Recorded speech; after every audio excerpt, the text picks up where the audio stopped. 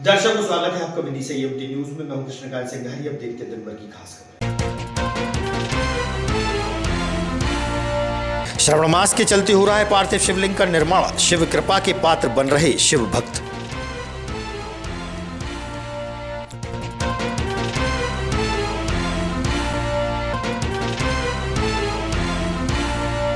Petrol pump संचालकों ने अपनी समस्याओं को लेकर डिप्टी कलेक्टर को सौंपा ज्ञापन, रखी अपनी बात।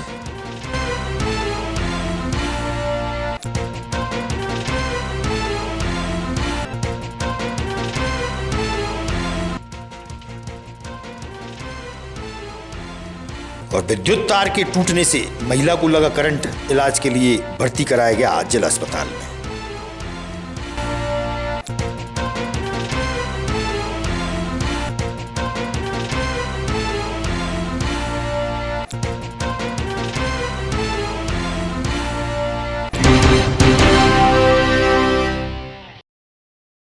अब खबर विस्तार से।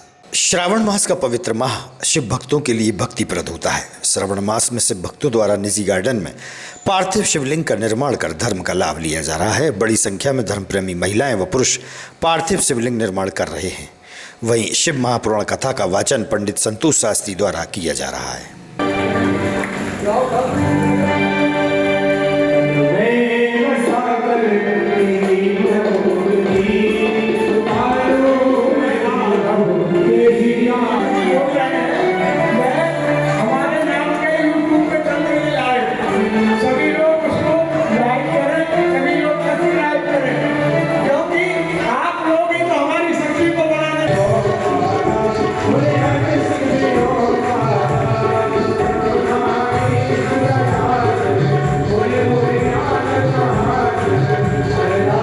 आयोजन चल रहा है, कब से चल रहा है और क्या उद्देश्य इसका?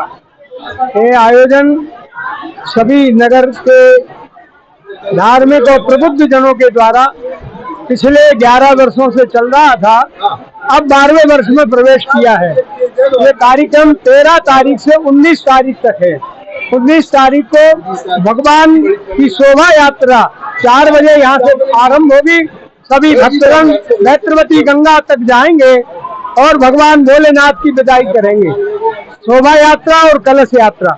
कलश यात्रा में जो जाते हैं उन्हें सारे तीर्थों का फल प्राप्त होता है, और जो शोभा यात्रा में जाते हैं उनको तीर्थों का और तीर्थों के दर्शन का भी लाभ प्राप्त हो जाता है।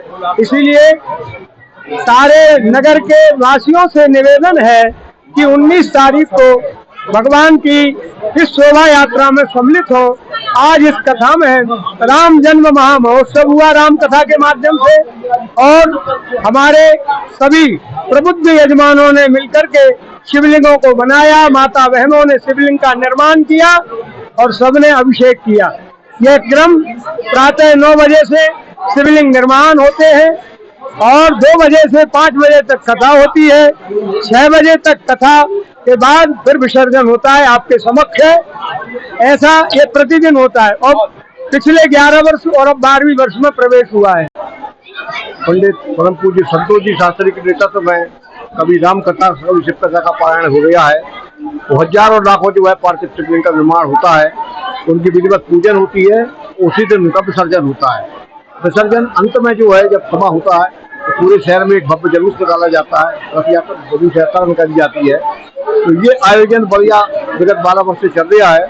ये देश के कल्याणार्थ आम लोगों के जीवन को सुखी बनाने के उद्देश्य से जो है ये किया जा रहा है और प्रतिवर्ष अनुसार हो रहा है। और उसमें पंडित संतोष जी शास्त्री पूरा अपना सर्वस्व जो है उसमें जाबरा कर देती है और बढ़िया तरीके से यह कार्यक्रम बन रहा है। सबको आनंदित करते हैं और हमारी यही अभिलाषा है प्रभु से कि ये कार्य उनका निरंतर जारी है। यहाँ क्या है राम कथा चल रही है और पार्थिव शिवलिंग निर्माण हो रहा है। श्री संतोष शास्त्री जी आचार्य जी तो विगत 11 वर्षों से करते आ रहे हैं। ये 12वां वर्ष है। जिले भर के पेट्रोल पंप संचालकों द्वारा बुधवार की देर शाम को डिप्टी कलेक्टर संतोष बिटलिया को अपनी समस्याओं के चलते ज्ञापन सौंपा गया। वहीं पेट्रोल पंप संचालकों ने पेट्रोल पंपों पर हो रही कार्रवाई का विरोध जताया और उन्होंने अपनी बात मीडिया से साझा की। मैं पंकज एलिया, जिला पेट्रोलियम संघ का अध्यक्ष। आज के संबंध में ज्ञापन सौंपा है आप लोगों ने? अभी कुछ दिन पहले माननीय मुख्यमंत्री जी की गाड़ियों में ईंधन में पानी आ गया था। उस संदर्भ में पूरे प्रदेश में जो निर्देश हैं कि पंपों की जांच की जाए, क्योंकि आजकल हाइब्रिड पंप हैं, हाईटेक पंप हैं, उनमें सेंसर लगे हैं। अगर 1 लीटर भी पानी रहता है तो मशीनें चलती नहीं हैं, सेंसर बताने लगती हैं, चिल्लाने लगती हैं, बीप देने लगते हैं कि भाई इसमें पानी है। वो ऐसी परिस्थितियों में जिला प्रशासन ने जो निर्देश दे रखे हैं जांच के, कहीं कहीं पे जांच में अति की जा रही है। इसलिए हम कलेक्टर साहब के पास आए थे ज्ञापन देने कि भाई इसको सामान्य तरीके से जांच की जाए जो होती है। तो कब विदिशा में कब कार्रवाई हुई? विदिशा में नहीं, हर तहसील में कार्रवाई हो रही है। आप क्या चाहते हैं? हम ये चाहते हैं कि हमारे जो सेल्स ऑफिसर हैं कंपनियों के, Bharat Petroleum, Indian Oil, HPC, Nayara, Reliance, उनको संज्ञान में रखकर उनके साथ की जाए। Vinod Solanki, petrol pump association का सचिव। आज के संबंध में ज्ञापन, ये ज्ञापन दिया गया है मध्य प्रदेश सरकार के माननीय मुख्यमंत्री जी की वाहनों में जो डीजल में पानी मिलावट सप्लाई हो गया था, उस संबंध में मध्य प्रदेश का मामला कब का मामला है? ये रतलाम का है, शायद 10 या 15 दिन हो चुके हैं, उसको 20 दिन हो गए होंगे। तो उसके कारण मध्य प्रदेश शासन ने सभी मध्य प्रदेश के पंपों की जांच के लिए आदेश दिए।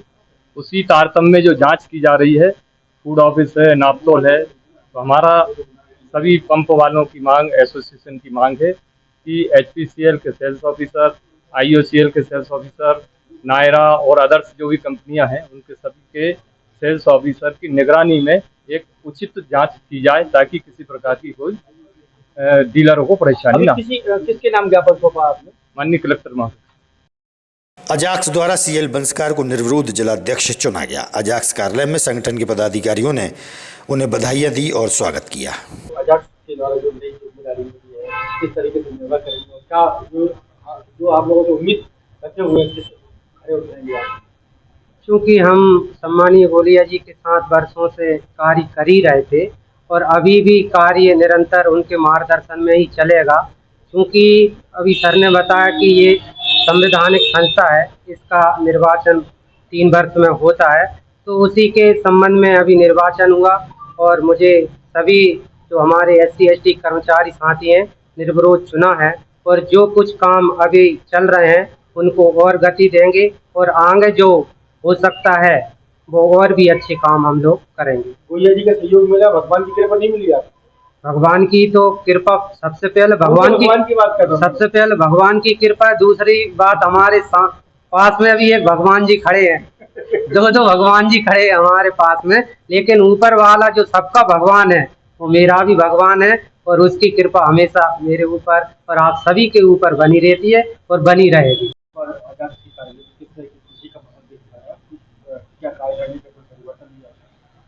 क्योंकि अजाक्स एक संवैधानिक संगठन है और मध्य शासन से मान्यता प्राप्त संगठन है और हर 3 वर्ष में इसका चुनाव होता है।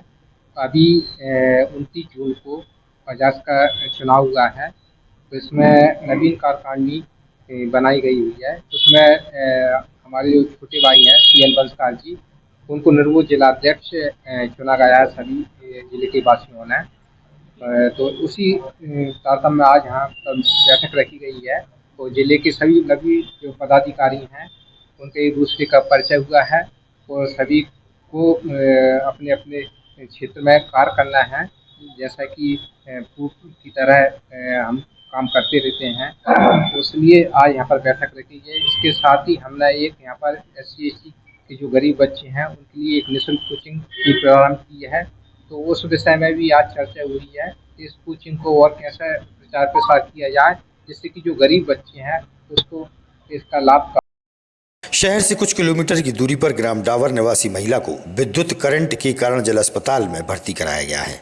महिला ने करंट लगने का कारण बिल्ली को बताया है, जो विद्युत तार पर कूदती थी, जिसके कारण तार टूटकर महिला से टकरा गया और करंट लग गया था, जिसका इलाज चल रहा है। क्या नाम है आपका? विक्रम हेरवाल, ग्राम डावर। कौन है करंट लगा? ये बड़ी मम्मी है मेरी, जो करंट लग गया था इनको, घर में कार कर रही थी, डोरी टूटी, बिल्ली गिर गई डोरी पर, घर का काम कर रही थी, तो घर के काम के कारण बिल्ली आई, उस पर थी, बिल्ली कूदी डोरी पर, डोरी करंट की बिल्ली हाथ पे गिर गई, तो इनको करंट लग गया। कितनी उम्र होगी? उनकी है 55 साल कहाँ रहती है? लगभग, ग्राम डाबर। ग्राम डाबर। हाँ। कब की घटना है आज 12:30 बजे की। आपका? राजकुमार है? राजकुमार अहरवाल, कहाँ रहते हो? राम डाबर, राम डाबर, राम डाबर। कौन है जी लट लगा है? मम्मी मम्मी क्या नाम है इनका? तुलसाबाई, उम्र कितनी होगी? 55 साल। कैसे करंट लगा इनको? बिल्ली कूदी, ऊपर डोरी टूट गई तो गिर गई हाथ में। बिल्ली गोली में कूदी? गोली करंट दी बता। कैसे लेके आए जहाँ पर? एम्बुलेंस से लेके कितने बजे घटना हुई? ये करीब 11 बजे। हाटखड़ी निवासी एक युवक को कुछ दिनों पूर्व घोड़े द्वारा काट लिया गया था, जिसे इलाज के लिए जिला अस्पताल में भर्ती कराया गया है। डॉक्टर प्रदीप गुप्ता ने इस बारे में बताया। किस जीप में काटा है इनको? ये गोहरा बता रहे हैं, एक बड़ी सी छिपकली होती है, उसने इसको एकदम काटा तो नहीं है, दांत का निशान नहीं है, अगर उसको चिपक गया तो उसके कुछ नाखून के निशान समझ में आ रहे हैं। मैंने उसको इलाज शुरू कर दिए है। इसके नाम वगैरह कुछ है? इसका दिमान सिंह नाम है। क्या लगता है सर कुछ गंभीर जीव होता है? नहीं, गंभीर जीव तो मतलब बड़ी सी छिपकली है, उसके चमड़ी में जहर होता है, अगर उसके दांतों में कहीं भी जहर नहीं होता है तो एक ही काटा है तो फिर किस तरह के इंजेक्शन लगाते थे उनके? तो सफल लगाते हैं, उसको स्पेसिफिक ऐसा कुछ नहीं होता है। मेरा नाम कृष्णपाल यादव है। कहाँ रहते हो? अमोदा, अमोदा। हाँ। कौन सी तहसील? जिला विदिशा। नहीं तहसील कौन सी लगती है? विदिशा, ये भैया कहाँ से आए? हाटखेड़ी। हाटखेड़ी। कहाँ है जी? ये अमोदा के पास में विदिशा जिले में। वो तो आए थे घूमने के लिए, आए थे, पाइप में गोरा भरा था तो उसने छेड़ गया पाइप गोरा। कितने बजे घटना है? ये समथिंग 12:30 के बीच से 1 बजे के बीच में है। शहर की पॉश कॉलोनी रॉयल सिटी के फ्लैट A307 में बीती रात चोरों ने बड़ी चोरी को अंजाम दिया है। मकान मालिक शोभना जरारिया अपनी बच्ची को छोड़ने कोटा गई थी और घर पर ताला लगा हुआ था। इसी दौरान रात्रि के समय अज्ञात चोरों ने सूने पड़े मकान को निशाना बनाया और फ्लैट का ताला तोड़ा और भीतर प्रवेश करे। सुबह पड़ोसी ने घर ताला टूटा देखा और तुरंत फ़ोन कर शोभना जरारिया को सूचना दी। जानकारी मिलते ही वो वापस विदिशा लौटी। मौके पर पहुंचते ही पाया कि घर का सारा सामान बिखरा हुआ था। अलमारी से करीब 30,000 नकदी राशि, सोने और चांदी के कुछ आभूषण गायब मिले। सूचना मिलते ही सिविल लाइन थाना पुलिस मौके पर पहुंची और जांच पड़ताल शुरू की है। एफएसएल टीम ने भी मौके से फिंगरप्रिंट के नमूने लिए हैं। पुलिस ने अज्ञात चोरों के खिलाफ मामला दर्ज किया है। सीसीटीवी कैमरों की फुटेज भी खंगालना शुरू कर दी गई है। क्या नाम है आपका? शोभना जरारिया। मैडम क्या घटना घटी है और ये कौन सी जगह है? रॉयल सिटी में 307। हम घर पे थे नहीं, बाहर गए थे 2 दिन के लिए। तो क्या हुआ फिर? चोरी हो गई हमारे सर, सब घर में ताले वाले टूटे पड़े हुए हैं और कुछ कैश था तो वो नहीं है, और गोल्ड का 1-2 सामान गोल्ड के थे वो भी नहीं है। आप कहाँ गई थी? हाँ, आप कहाँ गई थी? हम कोटा गए थे बच्ची को छोड़ने। विदिशा जिले के सिरोंज थाने में पदस्थ एएसआई दिलेराम प्रजापति का रिश्वत मांगने का एक वीडियो वायरल हुआ है। वायरल वीडियो 16 जुलाई का बताया जा रहा है, जिसमें सिरोंज थाने के assistant sub inspector Dileram Prajapati कुछ लोगों से रिश्वत मांग रहे हैं। वीडियो में एएसआई कहते नजर आए कि मैंने अपना काम कर दिया है, पैसे देना हो तो दो, ना देना हो तो मत दो। जिसमें एक व्यक्ति कहता है कि पैसे परसों तक दे देंगे, तो एएसआई कहते हैं मुझे छुट्टी पर जाना है। इस मामले को लेकर एसपी रोहित कासवानी का कहना है कि पुलिस प्रशासन की छवि धूमिल करने का प्रयास किया गया है। संबंधित एएसआई को तत्काल सस्पेंड कर विभागीय जांच के आदेश दिए गए हैं।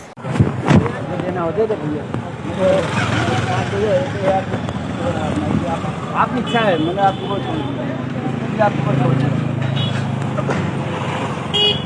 और ना 4,000 दिए 2 बार में आप आप जो मैं आपको छोड़ दिया और हो तो चलो हम तुम्हें दे देंगे। दे दो, जो आज दिन दे दो। आज मैंने क्या चलेगा, हमारी छुट्टी जाना है मेरे को। छुट्टी से आओगे नहीं? अरे बाहर में जाना, मैं तो ट्रांसफर करा रहा हूँ। नहीं ये तो बात सही है, भोपाल जहाँ पे देना हो दे दो, नहीं देना तो जय सिया राम, अपना काम कोई अपना काम कर दिए, जय सिया राम। नहीं देना तो ठीक है, देना हो तो दे दो, जो देना हो आपकी क्षमता का। कुछ नहीं बोला, उस दिन में नहीं बोला, आज भी नहीं बोला। वो तो दे दो, नहीं तो परसों होंगे अपन, परसों परसों होंगे, क्योंकि शादी है तो बहुत सा सामान लेने दही आना पड़ता है। लाठी नहीं मिलते ज़्यादातर, हम दही करते ठीक है, बढ़िया है। सर तो आएंगे, हम तो फोन लगा लें। मैं दे जाऊँ चलान उसको।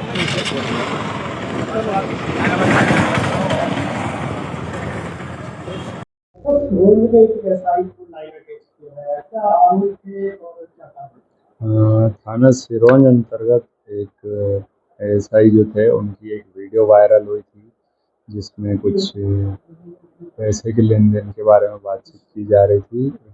उसमें संदिग्ध आचरण पाया गया, प्रथम दृष्टया इससे पुलिस विभाग की छवि को धूमिल होने का कृत्य पाया गया, तो इनको तत्काल सस्पेंड किया गया और इसकी प्राथमिक जांच। शहर की रॉयल सिटी कॉलोनी के पार्क में गायत्री परिवार द्वारा और समाज सेवियों की उपस्थिति में एक पेड़ मां के नाम अभियान के तहत पौधों का वृक्षारोपण किया गया।